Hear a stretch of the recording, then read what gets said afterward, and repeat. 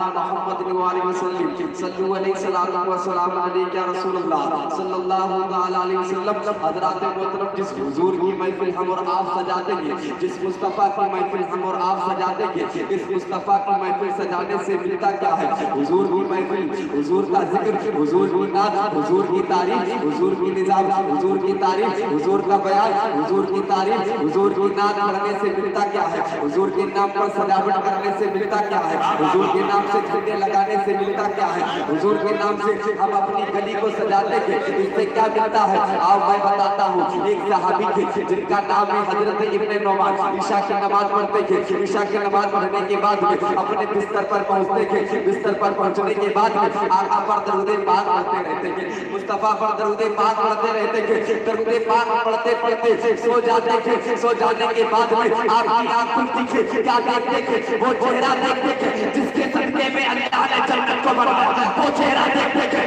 جس کے صدقے میں اللہ نے جنت کو بنایا. وہ چہرہ دیکھتے تھے جس کے صدقے میں اللہ نے چاند کو بنایا، اللہ نے سورج کو بنایا، اللہ نے جناتوں کو بنایا، اللہ نے فرشتوں کو بنایا، اللہ نے آسمان کو بنایا، اللہ نے زمین کو بنایا. وہ چہرہ دیکھتے تھے جس کے صدقے میں اللہ نے ساری مخلوقات کو بنایا.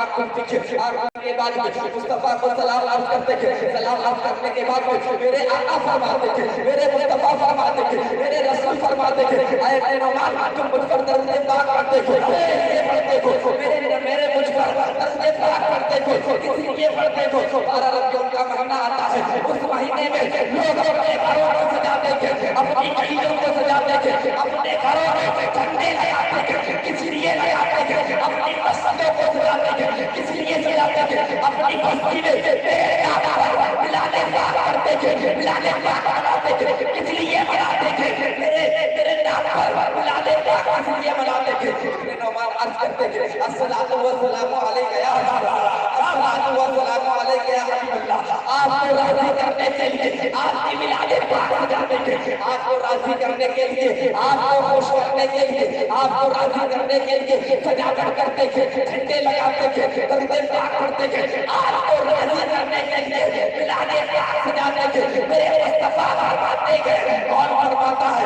یہ کوئی دنیا دار نہیں فرماتا ہے. اگر دنیا دار کی بات ہوتی تو بدل سکتی، اگر کسی دنیا دار کی بات ہوتی تو بدل سکتی، لیکن یہ تو احمد مختار کی بات ہے، یہ تو رسول پاک کی بات ہے، یہ تو اماموں کے امام کی بات ہے، یہ تو نبیوں کے نبی کی بات ہے، یہ تو رسولوں کے رسول کی بات ہے. اس رسول کی بات ہے. یہ آیا کہ زمین بدل سکتی، آسمان بدل سکتا، میرے مصطفیٰ کا فرمان بدل نہیں سکتا، میرے مصطفیٰ کا کہا ہوا بدل نہیں سکتا. اس محفل میں ہم اور آپ جو پیسہ خرچ کرتے ہیں، اپنا وقت خرچ کرتے ہیں، بتانا یہ چاہتا ہوں اس سے ملتا کیا ہے؟ اس سے یہ ملتا ہے.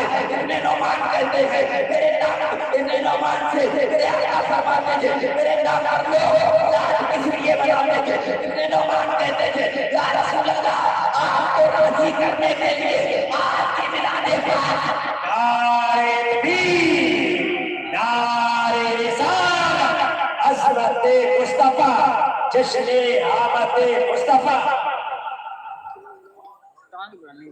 آپ کو راضی کرنے کے لیے آپ کی میلاد پاک سجاتے ہیں، آپ کو خوش کرنے کے لیے آپ کی میلاد پاک سجاتے ہیں. میرے آقا کیا فرماتے ہیں؟ میرے مصطفیٰ کیا فرماتے ہیں؟ میرے آقا فرماتے ہیں، میرے مصطفیٰ فرماتے ہیں اے ابن نعمان تم صبح اٹھنا، صبح اٹھنے کے بعد فجر کی نماز پڑھنا، فجر کی نماز پڑھنے کے بعد لوگوں میں اعلان کر دینا جو مصطفیٰ سے راضی ہو گیا یہ مصطفیٰ اس سے ہے. زندہ باد سے راضی ہو گیا، جس سے میرے مصطفیٰ راضی ہو جائے. آپ سمجھئے جس سے میرے آقا راضی ہو جائے، مصطفیٰ راضی ہو جائے. جنت کس کے صدقے میں بنائی گئی؟ آقا کے صدقے میں. جنت میں قبضہ کس کا؟ آقا کا. آقا کے گھرانے والوں.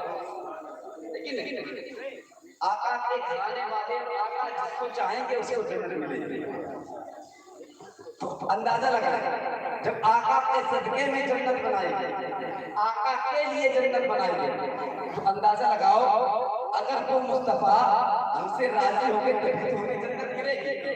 اسی لیے تو بڑے بڑے امام کہتے ہیں جس کا نام امام احمد رضا خان فاضل. صرف احمد رضا نام تھا پہلے، لیکن یہ نام